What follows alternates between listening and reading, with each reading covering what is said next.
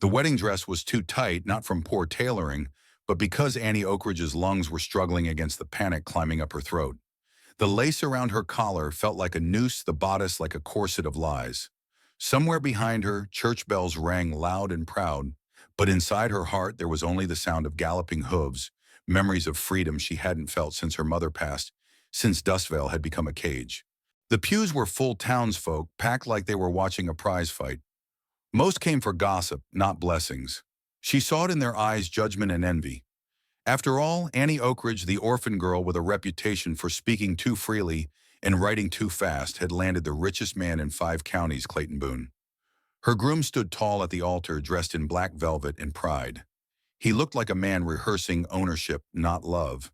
His smile was the kind that expected applause. She felt his eyes strip her of choice. He hadn't asked her father's permission. He bought it. The preacher cleared his throat. Annie didn't step forward. A hush fell over the church like a dropped veil. 1 second, two, three. Then her fingers twitched and her legs moved, not forward, back. She turned and ran. The gasps chased her down the aisle. Someone screamed. Clayton shouted her name, but it sounded more like a command than a plea. Boots thudded behind her, maybe hers, maybe his. She didn't look back. Outside, the wind slapped her veil sideways. The sky was overcast, bloated with the threat of storm. She hiked her skirt, ripped a hem, and mounted the first horse she saw, Clayton's prized chestnut stallion. Still tied at the hitch post, she rode like the devil was at her heels. Dust flew behind her, like a bridle train torn loose. Through town, over the ridge, past where the crows circled Boone's cattle yards, she galloped hard into the wilderness. No one could follow fast enough, but she knew someone would. By nightfall, she was 10 miles out and already regretting the choice of horse. It was fast, but not meant for endurance. She slowed only to water at a creek. Her dress was torn, her arms scratched her face, smeared with sweat and dirt. Her corset bit into her ribs like a bitter memory. Then came the sound that froze her. Hoofbeats. She ducked eyes, scanning the hills. 2 riders far off, but closing. Bounty hunters, Clayton's men. She kicked the horse and fled again, but the stallion stumbled. Her world tilted. The saddle slipped. She fell. Hard. Shoulder first onto dry, cracked earth. The last thing she saw was a sky turning dark of an evening shallal, and a hawk wheeling above like it already saw a corpse. She woke to fire. The smell of beans. Leather. Rain in the distance. A rough voice grumbled. "You gonna live, or do I bury you now?" She jerked upright, pain slicing her ribs. A man sat nearby, whittling. Broad shoulders, square jaw, a weathered face that looked like it had forgotten how to smile. His hat was pulled low, but his eyes caught the firelight like steel catching sun. A rifle lay across his knees, easy like it belonged there. She coughed. "Where am I on my land?" She looked around. No house, just a tarp tied between 2 trees, a mule tied to a post, a bedroll. Everything simple and silent. "Why'd you bring me here?"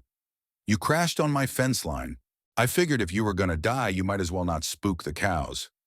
That got a cough laugh out of her, then a grimace. Her side was bruised, maybe worse. "You a rancher?" "I was." "You got a name, Cole Hollister." The name hit something in her memory. A former lawman, a widower, a man who once cleaned out an outlaw gang single-handed, then vanished after burying his wife. "And you?" he asked, his eyes never leaving her. She hesitated. "Annie. Annie Oakridge." He grunted like he knew the name but didn't care for it. She lay back. Her head throbbed, but the fire was warm, and the rain stayed distant. "You run in from someone?" he asked finally. She nodded. "Good." That surprised her. Why is that good folks who run usually got something worth chasing? She turned her head to look at him. His face was turned to the fire, expression unreadable. But something about him felt steady, like a fence bow sunk deep in the earth. The next morning she tried to stand. He helped her. She noticed the scar on his hand, the way his fingers were calloused. Rough but careful. He handed her water, then bacon. No questions, no lectures. And she wasn't used to that. She tried to leave before noon. "You'll last maybe 2 miles before you bleed out," he warned. "I can't stay. You shouldn't have ridden into my land, and I didn't know it was yours. Doesn't change it." She sat down. By nightfall, she'd told him part of the truth. Not about Boone, just about the wedding, the cold feet, the feeling of being trapped in a pretty lie. He didn't say much, but when she caught him glancing at her hands, scratched and swollen, there was something like understanding in his eyes. The second night, he let her sleep in his cabin. It was small, rough-hewn, built like a man who didn't expect guests, but clean, quiet, safe. The kind of place grief lives without speaking. She saw a faded photo on the mantel. A woman with kind eyes. She didn't ask. He didn't offer. But when a hawk screamed in the sky the next day, he looked at Annie and said, "They'll come looking soon." Her throat dried. "You don't know who I'm running from. I don't need to folks like you. Don't run from puppies." Later, she caught him oiling his rifle. "You planning to protect me?" she asked. "No." Her breath hitched. "I'm planning to protect my land. You just happen to be bleeding on it." She stared at him. "So you'd let them take me?" "I'd let them try." That night, as the wind kicked up in a distant rumble, hinted a thunder, Annie lay awake staring at the wooden beams above her. Every creak of the floorboard made her flinch. She didn't know if Boone would send men or come himself. She didn't know what Cole was hiding behind those quiet eyes. But she knew one thing for certain. For the first time in her life, someone wasn't trying to own her. That might be worth staying for. And maybe, just maybe, that was the start of something bigger than both of them. Something Clayton Boone wouldn't see coming. Something the town of Dustvale wouldn't forget. The morning sun crept through the cracks of the cabin like it was afraid to wake the dead. Annie blinked at the light, her ribs aching and her throat dry. She was alive, barely outside. She heard the scrape of boots on dirt and the low murmur of a man talking to a mule like it was a drinking buddy. Cole Hollister didn't say much to people, but his mule Samson got full paragraphs. She pushed herself up from the cot, gritting her teeth. Every muscle in her body protested.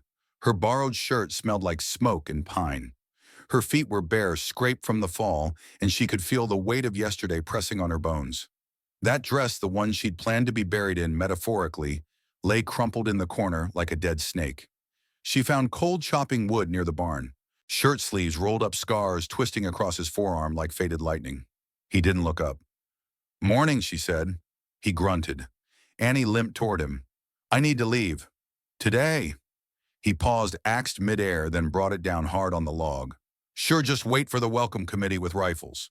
They'll help you pack." Her jaw tightened. "So you do know who's looking for me? I know the kind of men who chase women through brush with bounty talk on their lips. Boone ain't subtle. Never was." She folded her arms. "You don't even know what I did." "Don't care." Another swing. Running was enough. The silence hung heavy, but it wasn't cruel. Just honest. Annie realized she didn't need to convince Cole of anything. He was a man who asked for explanations. That made him dangerous and oddly comforting. Later, she helped haul chop logs. She went through the pain but didn't complain. Cole noticed. He didn't say anything, but he left a lighter load for her. By midday, the sky shifted, clouds rolling like cavalry across the blue. Rain was coming. They both smelled it. Cole stacked the wood and nodded at the cabin. "You want to earn your keep, you can cook. I'd burn water." He handed her a skillet. "You'll fit right in." She couldn't tell it was a joke, but there was a flicker of a smirk hiding under his stubble. Inside, she found potatoes, beans, and stale bread. She boiled everything in one pot and hoped for the best. When he tasted it, he didn't flinch. That was high praise coming from a man like Cole. They ate on the porch, watching the wind dance with the trees. Somewhere far off, thunder grumbled. She found herself relaxing just a bit. The land was quiet. No boots, no wagons, no snide whispers about proper women. Just wind and breath and the creak of wood. Then Cole spoke. "My wife's name was Margaret." Annie froze. He didn't look at her. She liked birds. Had a blue jay that used to follow her around. Died 3 winters back. Pneumonia. "I'm sorry." "Don't be. Life's cold. We forget that until it reminds us." Annie looked at the cabin, the grave behind it, marked with nothing but a carved stone. "Is that why you left the law? Didn't make sense anymore." "Justice don't fill a bed." She nodded. "And now you take in strangers who bleed on your fence line." He sipped his coffee. "Only the mouthy ones." The next day, trouble sniffed closer. A rider passed the ridge at noon, slow, deliberate looking. Cole saw the glint of binoculars. Annie saw the tension in his shoulders tighten like a drawn bow. "Scout," he said. Boone's checking the trails. Annie's fingers curled. We have to go. He looked at her hard. You can't run forever. Sooner or later, you plant your feet or you die tired. She didn't answer. That night, she sat on the porch oiling the rifle Cole gave her. Her hands were unsteady, but her spine was straight. Cole came out with a blanket and a bottle. Ever shoot one of these, he asked. I shot a coyote once. It bled like anything else. He nodded and sat beside her. I won't let them take me back, she whispered. Not for money, not for pride, not for what people think a woman's worth. He didn't say I know. He didn't say anything. But the way he sat closer, the way he handed her the bottle, it said more than sympathy. It said he understood being hunted by the past. Over the next 2 days, they built traps, reinforced the barn, checked ammo. Annie practiced with the rifle until her shoulder bruised. Cole showed her how to move without sound, how to track, how to listen to the land. She learned quickly, not because she wanted to, because she had to. Pearl Taylor showed up on the 4th day. She rode in with dust on her hat and a pistol on her hip. Well, hell, she said when she saw Annie. You really did it. Annie nodded. You gonna drag me back? Pearl laughed. Not a chance. Clayton's been stomping around town like a hornet with a bent wing. I say let the bastards stew. Pearl handed Cole a sack of supplies. He was putting up posters. Stolen bride. My ass. If she was a cow, he'd be branding her. Annie felt her chest tighten. Cole asked how long before he brings men. Pearl's face turned grim. He already has. 3 are camping outside Dustvale. 2 more pass west. But word is he's looking for help. The kind that doesn't ask questions. Annie looked at Cole. Then I leave now. He didn't blink. You leave, you're dead. Pearl looked between them. You two make a hell of a pair. Grim as a graveyard, but tough. After Pearl left, Annie sat by the fire clutching her knees. I don't want to bring war to your doorstep, she said. Too late. She looked up. Why help me? Cole took a long breath. Because every man's got one shot at redemption. Maybe this is mine. Annie blinked, caught off guard. He looked away. And maybe you remind me what fire looks like? The silence between them wasn't heavy this time. It was thick with something else. Something waiting to grow. At dawn, she found him on the ridge, looking through binoculars. They're close, he said. How many? Too many for fair. Not enough for fear. She stood beside him, hair loose in the wind. Then let's make and regret the ride, she said. He passed the rifle. Her grip was steady. The sky rumbled. And in that moment, 2 strangers were no longer just survivors.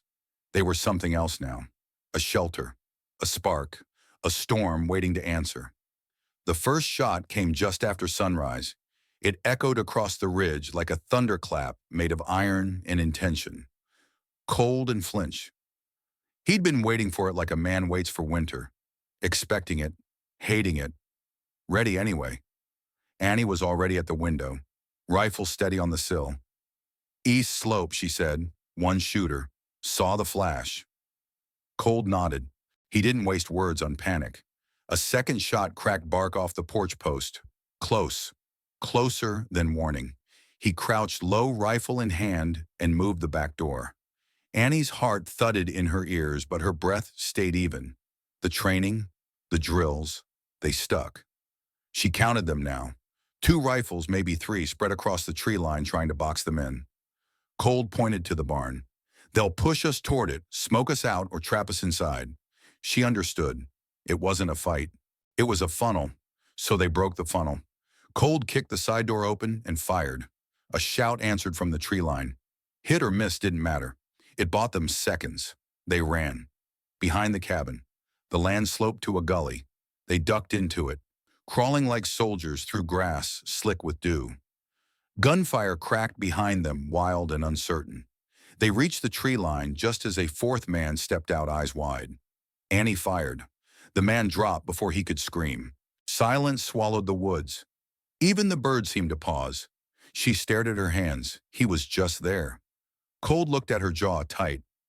It's not justice. It's survival. She nodded, eyes sharp now. No tears. Just fire. They moved deeper into the brush, circling back toward the barn. That was the trap Boone's men wanted. Cole intended to give it to them, but on his terms. He'd set it up 2 nights ago, knowing it might come to this. A line of tripwire lantern oil along the rafters, a stack of hay laced with blasting powder from his old bounty days.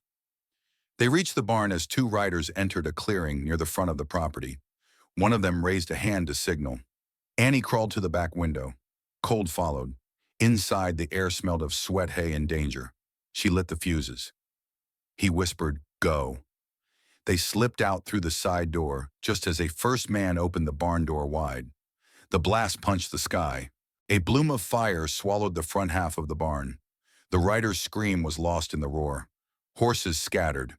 Smoke billowed up into the new morning like a demon being freed. Cold and Annie didn't look back. They ran to the ridge. Shots rang out, blind angry scattered. Returned fire from Cold's rifle cut it short. By the time the smoke cleared, 3 men lay on the ground. 1 writhed. 2 didn't move at all. The rest had fled. Back at the cabin, Annie sat on the porch step, hands shaking just enough to spill the water in her cup. Cold returned from dragging the last of the bodies to the tree line. "They won't come back today," he said. She didn't answer. Her eyes stared at something miles past the hills. He sat beside her, his sleeve-torn arm, grazed blood soaked into the cuff. "You okay?" she asked. "Better than them." She gave a weak smile. "They weren't bounty men," she said after a beat. "Too organized. Clayton's private men, Cold confirmed paid good, told not to ask questions. So what now?" Cold glanced toward town. "Boo'll hear about this before nightfall. Next time he'll come himself. And when he does," Cold looked at her for a long time. "Then we don't run anymore." The next 2 days passed like thunder after lightning, tense, echoing, and full of something unspoken. Pearl returned under the cover of dust with 2 old rifles, a bag of powder, and a bottle of whiskey. "You two sure make a mess," she said, surveying the burned-out barn. Annie smiled faintly. "You bring backup, dust veils split. Some folks say you started this. Some say Boone did. But a few are getting real tired of him strutting around like he owns the land and the law." Cold cleaned his gun. "Don't need an army, just need people who aren't scared anymore." Pearl raised an eyebrow. "You planning something stupid?" "No," Cold replied. "I'm planning something necessary." That night, the 3 of them made a plan. They would ride into town, not guns blazing, but not hiding either. Cold would challenge Boone in the open. Let the town choose its side with their eyes wide open. Either they stood with a man who bought his bride, or they stood with 2 who fought for freedom. Annie didn't sleep. She watched the stars on the porch, Cold pistol in her lap. Cold came out near midnight, barefoot, a blanket in his hand.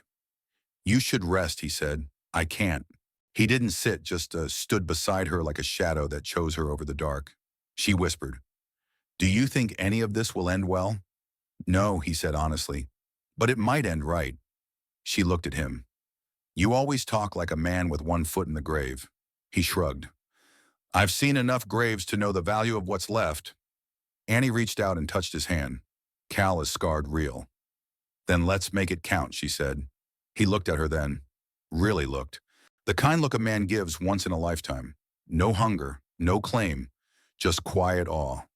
When he kissed her, it wasn't rushed. It wasn't hesitant. It was a promise sealed in silence and fire. By morning, they rode toward Dustvale together. The wind howled behind them like it knew what was coming. And so did they. The town of Dustvale never saw Sundays as sacred. But this one felt different. Streets once filled with dust and indifference were swept clean by a silent wind of expectation. Folks peeked from behind shutters. Shopkeepers kept hands on the counters, and mothers pulled children off porches. Something had shifted in the soil, an old fear cracking beneath the weight of something braver. At the edge of town, 2 riders appeared. Not a posse, not hired guns. Just a man in a worn coat and a woman in a simple dress that didn't try to hide the pistol at her hip. Cole Hollister rode like he wasn't expecting to stop. Annie Oakridge rode like she was done running. They didn't speak as they passed the general store of the saloon, the old chapel whose bell had once rung for a wedding that never finished. They didn't need to. Their presence spoke louder than any threat Boone ever made. Clayton Boone was already waiting. He stood in the center of the square, flanked by 4 armed men. Pearl stood beside the sheriff, whose badge was polished but hands were trembling. Boone wore fine clothes and a smile full of thorns. He looked at Annie like a rancher eyeing runaway stock. Well, now he said, voice like syrup over rot, aren't we dressed for a funeral? Cole dismounted without a word. Annie did the same. This ends the day, Cole said. Boone laughed. You think a broken man and a runaway bride are going to end me? You ended yourself, Annie said. Every time you paid for silence. Every time you thought a woman could be bought. Boone's eyes flicked to the townspeople faces appearing at windows and doorways. You've turned this whole place into a stage, he said. Cole nodded. Then we give them a show. He stepped forward. You want to settle this the old way, Boone raised an eyebrow. A duel, that's old law. You always did like the old ways, Cole said. Let's see if you bleed like the rest. Boone hesitated. He hadn't come to fight. He came to intimidate. But backing down now would cost him everything. Face, power, fear. All right, Hollister, he said, drawing his pistol and handing it to one of his men. You want blood? Let's spill some. The sheriff tried to protest, but Pearl silenced him with a look. The square emptied. People lined the sidewalks in hushed clusters. No one cheered. No one sneered. For the first time, the town watched with eyes wide open. Cole stepped into the center. So did Boone. 10 paces. A single breath. Then steel flashed. Boone was faster, but Cole was better. The shot cracked once. Boone staggered. Blood bloomed across his chest like a red badge of truth. He dropped to his knees, gasping. His men looked at one another, but none dared draw. They weren't paid to die. Cole lowered his pistol. Boone looked up at Annie. You could have been everything. I already am, she said. He collapsed. The sheriff finally moved, walking toward the body with the reluctant gait of a man out of excuses. It was a fair fight, he said aloud for the crowd as much as himself. Pearl stepped forward, arms crossed. Looks like justice found his legs today. One by one, the townsfolk began to drift forward. No one spoke of Boone. No one mourned. The silence said enough. Cole holstered his gun and looked at Annie. You all right? She smiled, thin but real. Not yet, but I'm getting there. They didn't ride back out of town. They stayed. It started small. Cole helped repair the old schoolhouse. Annie organized supplies for the widows Boone had left unpaid. Pearl opened her saloon to travelers who didn't just want drinks. They wanted stories. And this town had a new one. Dust Vale didn't become perfect overnight, but it became proud. Cole started raising cattle again. The land that once only remembered grief now echoed with laughter hammering and the steady rhythm of rebuilding. Annie found her voice teaching reading to ranch kids. She wore boots more than dresses, but when she did dress up, she made sure she looked like someone who chose everything she wore, including the man by her side.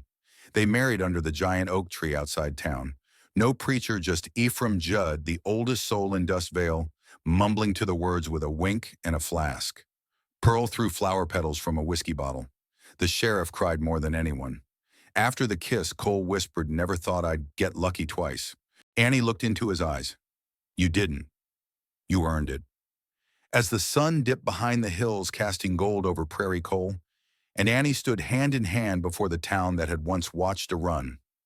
Now they watch a rise, and Dust Vale would never be the same. Ephraim's voice carries the reader, now slow and thoughtful. They say that was built on guns and grit. Maybe that's true, but I seen something different that day. I saw a woman refuse to be owned. I saw a man learn to live again, and I saw a town pick up its spine and stand tall. He chuckles low. So if you ever find yourself riding through a place called Dust Vale, look for the ranch with the oak tree out front. You'll find a widower who loved twice a bride who chose her own path, and a story carved into bones of the land. And if you're lucky, they'll invite you to stay for supper. Just don't insult her stew. She's a good shot. The wind rises, the dust settles, and the story, like the town, holds strong.